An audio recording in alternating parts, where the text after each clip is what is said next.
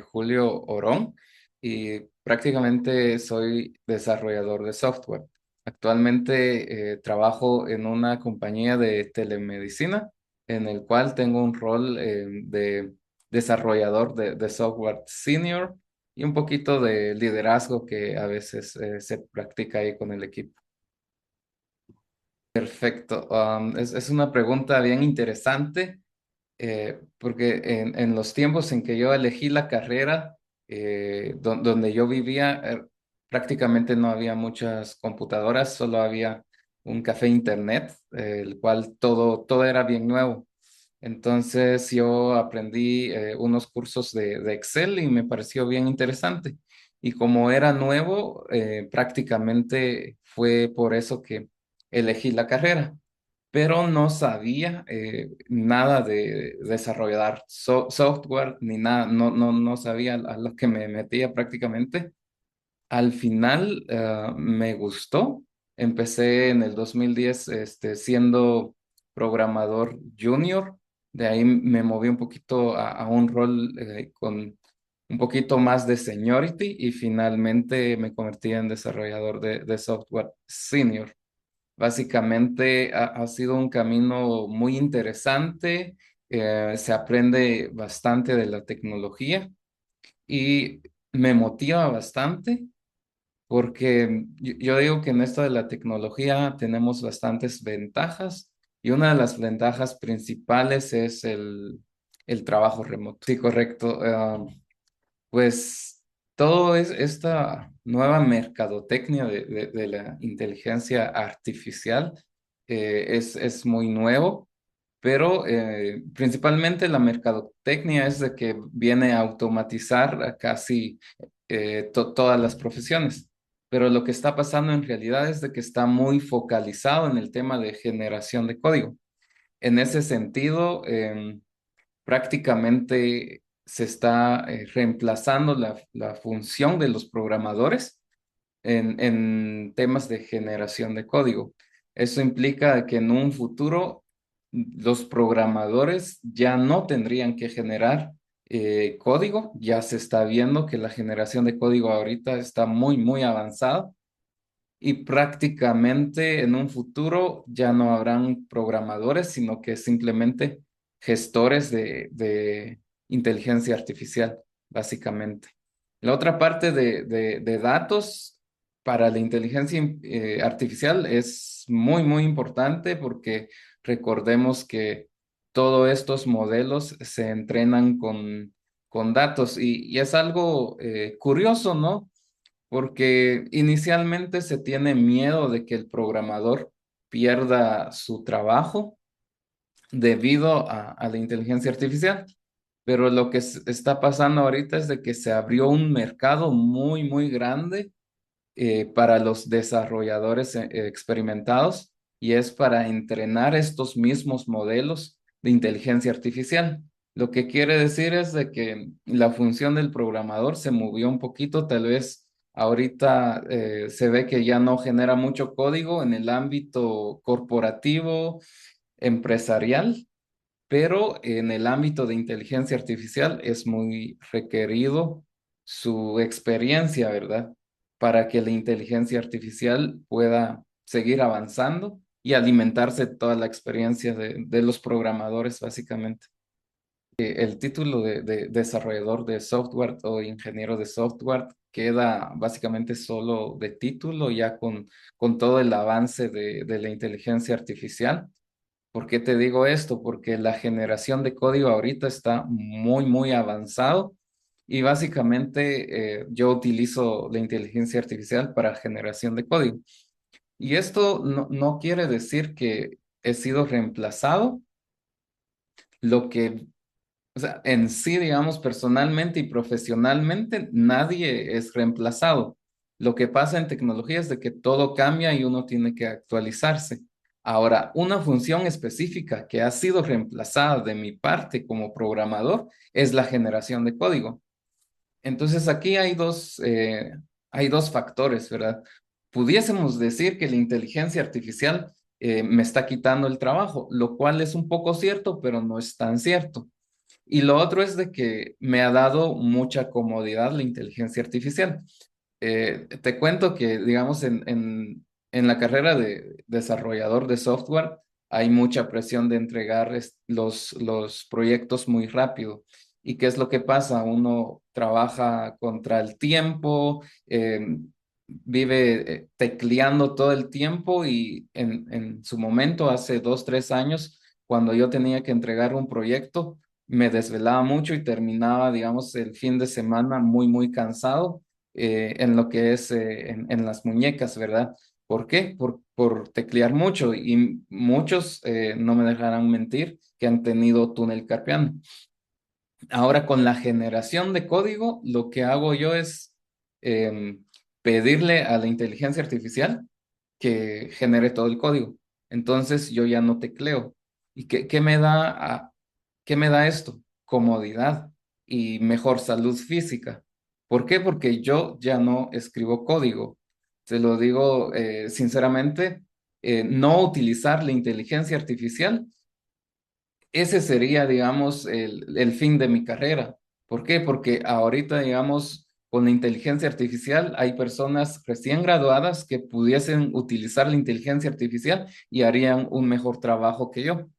Entonces, la inteligencia artificial, en un sentido, no nos quita el trabajo, nos quita una función, también nos da una mejor salud en no teclear todo el tiempo, pero principalmente en el mercado laboral se empieza a tener una tendencia en el cual las empresas te exigen los productos o las funcionalidades con un tiempo de entrega menor, mejor calidad, etcétera. Entonces eso ya se viene logrando con la inteligencia artificial. Entonces yo vengo, quiero crear una funcionalidad y yo le pregunto a la inteligencia artificial y cuando me lo genera, yo tengo que revisar que la experiencia de usuario sea muy buena, uno. Segundo, el nivel de optimización de la funcionalidad tiene que ser la más alta. Y tercero, la seguridad. Entonces, antes no se podía entregar en poco tiempo estas características no funcionales. ¿Por qué? Porque básicamente uno tiene que entregar algo y ya, funcional. Pero ahora se puede entregar con mejor calidad y seguridad. Básicamente eso es lo que impacta la inteligencia artificial actualmente. Sí, confío mucho en el código que genera la inteligencia artificial. ¿Por qué te cuento esto? Porque al inicio sí tendía mucho a revisar. El problema con revisar el código a detalle es de que la inteligencia artificial te puede generar 1000 líneas de código en que 2, 3 segundos o menos. Entonces, toda esa cantidad de información masiva, un ser humano no la puede digerir, solo la inteligencia artificial lo puede digerir. Ahora, lo que uno puede revisar son los patrones. Entonces, tú podrías revisar el patrón de generación de código, si ha sido un código limpio, un código óptimo. Y básicamente lo que se tiene que revisar ahora es la funcionalidad, hacer pruebas funcionales, si realmente lo que me entrega la inteligencia artificial eh, está funcional. Entonces, el reto de la inteligencia artificial actualmente son los contextos, porque en algún punto pierde el contexto y te logra, digamos, empaquetar una funcionalidad específica, pero no logra conectar el resto de funcionalidades, digamos. Por ejemplo, si creas una función específica de algo, de un sistema existente, ensamblar eso le cuesta un poquito porque no conoce todo el sistema, el contexto de todo el sistema. Entonces, lo que vengo haciendo ahora es generar una funcionalidad específica y ya solo la integro. Pero reviso los aspectos de funcionalidad, optimización y seguridad. Nada más. Revisar el código a detalle no da tiempo y sí confío mucho en lo que genera la inteligencia artificial, ya que todo el entrenamiento que ha tenido y tiene todos los días, y tal vez esto no se menciona y a nivel de mercadeo, digamos, te dicen que no utilizan lo que haces para entrenar su modelo, pero recuerden que la inteligencia artificial está basada en la red neuronal de nosotros mismos, los humanos. ¿Qué quiere decir con estos? Entre más humanos lo utilicen, va teniendo más experiencia la inteligencia artificial, lo que quiere decir que cada día la inteligencia artificial, solo con que lo usen, mejora cada día. Y aparte que tienen todo un equipo de ingenieros entrenando funcionalidades muy específicas de programación, digamos, en el contexto de programación. Y otro punto muy interesante acá y que tal vez no se menciona en lo que es el desarrollo de software con inteligencia artificial es lo siguiente.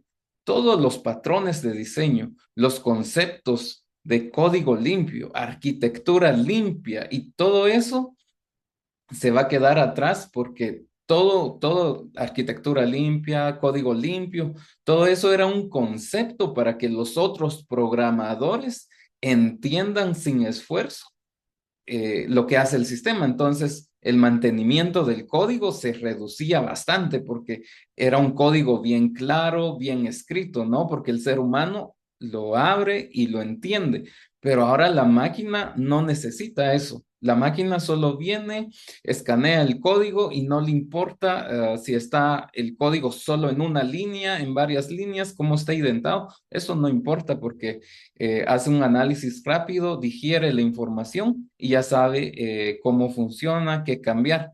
Entonces, al final del día, todas estas prácticas se van quedando porque en un futuro, digamos, modificar un proyecto es solo abrir el proyecto, darle el contexto a la inteligencia artificial y escribir los prompts necesarios y ya después hacer pruebas funcionales, ¿verdad? Básicamente. Completos, eso es bien relativo, ¿verdad? Porque sistemas completos, pudiésemos decir que hay sistemas completos pequeños y sistemas completos grandes, ¿verdad?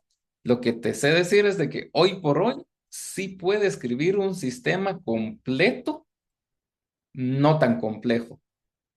¿Qué te quiero decir? Si tú quieres hacer, por ejemplo, un sistema de inventarios muy simple, donde tenés tu catálogo de productos, de proveedores, ingresos y egresos, sí te lo puede generar, pero tenés que guiarlo. Por ejemplo, le tenés que decir que te crea la parte de base de datos, en qué lenguaje de programación te va a crear toda la base de datos.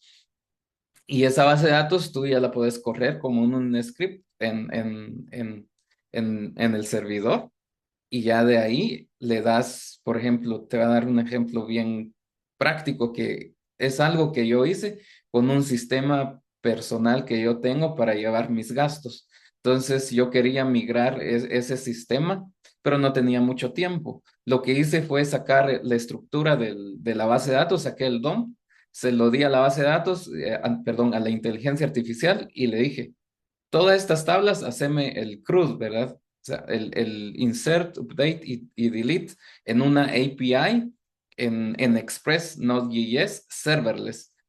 Y todo esto, digamos, yo no tengo experiencia en serverless. Y pues me empezó a generar, y empezó a generar, y empezó a generar. Y como en 5 minutos ya me tenía todo. Y empecé a probar la API y sí me funcionó. Y de hecho, hasta le pedí, digamos, generación de token de JWT. Entonces, lo generó muy bien y de ahí me guió cómo instalar mi API en AWS. Y lo instalé y funcionó bien. O sea, hubo retos, por ejemplo, hay cosas que me decía, hace esto y no funcionaba, entonces yo le decía, no funciona, me dio esto, y luego me dice, intenta esto, y al final sí logré levantar eso. Y después le dije, con toda esta API que me generaste, generame un front en React con Tailwind. Y me lo generó rapidito.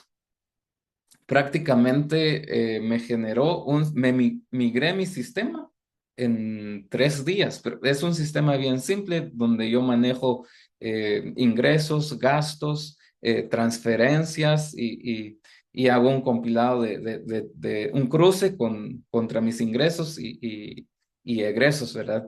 Es un sistema bien simple, pero todo lo hice con inteligencia artificial. Utilicé lenguajes de programación en el cual yo no conocía y también una infraestructura que yo no conocía y se logró. Entonces, es bien interesante porque en sí tal vez no me reemplaza. Al contrario, si lo utilizo como herramienta, yo conozco el contexto de la tecnología y me dice, eh, instalate esto en esto, en Docker o en serverless o etcétera. Entonces ya con mi experiencia conozco bien el contexto y prácticamente él hace el trabajo duro de codificar. Y, por ejemplo, anteriormente también hubiese tenido que leer una documentación muy extensa. Ahora esa documentación está a la mano de la inteligencia artificial. El trabajo de lectura él lo hace, me lo sintetiza y yo le digo, mira, con esto que leíste quiero hacer esto. Básicamente nos ayuda bastante. Los sesgos. No, no me preocupan. Al final del día, la IA es como nosotros. O sea, nosotros hemos copiado, interesante, ¿no? Porque como seres humanos no entendemos cómo funciona en realidad la sinapsis cerebral que tenemos a través de las redes neuronales. O sea, un ser humano no entiende la sinapsis, pero nosotros simulamos esa red neuronal que ya vimos cómo funciona en el cerebro. O sea, podemos copiar sin entender, ¿ya? Entonces, prácticamente cuando hablamos de sesgo, los seres humanos lo tenemos, la inteligencia artificial la va a tener y la va a tener al mismo nivel del ser humano, porque al final el ser humano es el que eh, le inyecta la información a la inteligencia artificial. Entonces, va a ser como cualquier otro ser humano, cualquier otro ser humano que va a tener los mismos prejuicios y esos prejuicios se forman no alrededor del individuo. ¿Qué quiere decir yo alrededor del individuo? Internamente, por ejemplo, yo como Julio Orón no puedo crear un prejuicio internamente, sino que los prejuicios están alrededor de la sociedad. Entonces, todo lo que me dicta la sociedad yo lo voy digeriendo a través de mi experiencia cuando voy creciendo y en algún punto ya llego a tener ciertos sesgos, llego a tener ciertos prejuicios. ¿Por qué? Porque la sociedad me lo ha inculcado y cómo lo inculca la sociedad, pues lo inculca a través de mi familia, de mis tíos, de ahí mi red de amistades y de ahí de todas las personas que yo conozca en toda la sociedad. Al final del día, nosotros mismos controlamos esos sesgos y prácticamente los mismos sesgos que tenemos como humanos lo va a tener la inteligencia artificial con una diferencia de que el sistema de información de inteligencia artificial lo va a controlar no te va a decir una persona porque podemos aterrizar que toda la inteligencia artificial está en uno, dos o tres compañías, pero todo está regulado en el marco económico. Por ejemplo, si la inteligencia artificial desarrolla un sesgo que a la sociedad no le interesa, entonces se le castiga en el sistema financiero que es un sistema de incentivos. Entonces se le quita el incentivo financiero, baja sus ganancias y cuando baja sus ganancias lo tienen que corregir. Entonces prácticamente no me preocupa, prácticamente puedo ver a la inteligencia artificial como un humano un poco más limitado, digamos, que solo sintetiza información. ¿Quién es responsable de la IA? Lo que pasa es que hay que definir bien los roles, ¿verdad? Porque prácticamente la inteligencia artificial hoy por hoy no toma decisiones. Entonces, el que toma las decisiones es la persona. La inteligencia artificial ahorita viene siendo una herramienta que nos ayuda a sintetizar la información, que nos ayuda a hacer simulaciones, a diseñar sistemas, etcétera. Pero al final el que decide es el ser humano que está detrás de la inteligencia artificial. A lo que quiero decir es que la responsabilidad recae en el usuario, ni siquiera es, digamos, de la compañía que está creando la inteligencia artificial. ¿Por qué? Porque yo le solicito una información y yo me quedo con esa información. Yo decido qué hacer con esa información como usuario. Es como que si yo vengo y empiezo a generar código y con eso yo decido que está bien y le entrego a la empresa y la empresa me paga, pero yo no vi y yo en esa generación de código envié todos las llaves que tiene los repositorios, por ejemplo, o la base de datos, o la conexión SSH de los servidores. Si yo expuse esa información, es mi culpa porque yo lo utilicé. Y hay muchas formas en el cual uno ya no expone toda esa información sensible a la inteligencia artificial. Entonces, al final del día, respondiéndote, en mi opinión personal, la toma de decisiones recae en el usuario final. ¿Por qué? Porque si hablamos de tecnología o recaemos en lenguaje de programación, ahorita, digamos, con la inteligencia artificial, ya no importa el lenguaje de programación. Te di un ejemplo de cómo en un proyecto personal utilicé lenguajes de programación que no conocía y que sin la inteligencia artificial tal vez hubiese tenido que cruzar una curva de aprendizaje de meses y la inteligencia artificial me lo generó en días.